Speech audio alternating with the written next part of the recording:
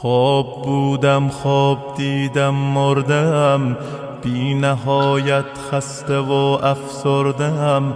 تا میان گور رفتم دل گرفت، قلب کن سنگ لحد را گل گرفت. بالش زیر سرم از سنگ بود، غرق ظلمت سوت و کور و تنگ بود. هر که آمد پیش حرفی راند و رفت، سوره حمدی برایم خواند و رفت. خسته بودم هیچ کس یارم نشد، تشنه بودم در پی یک جرعه آب. آمدن از راه نزدم دو ملک، تیره شد در پیش چشمانم فلک.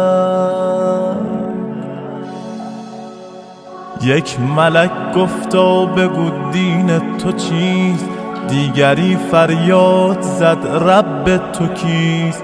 گرچه پرسش ها به ظاهر ساده بود، لرزه بر اندام من افتاده بود. چهره ام از شرم می شد سرخ و زرد، بار دیگر بر سرم فریاد کرد.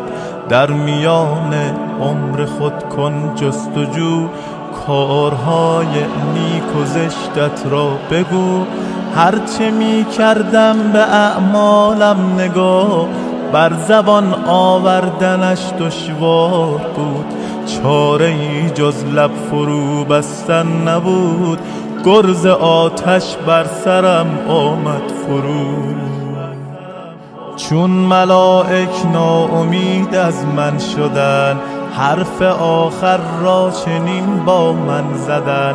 عمر خود را ای جوان کردی تباه، نامه اعمال تو باشد سیاه.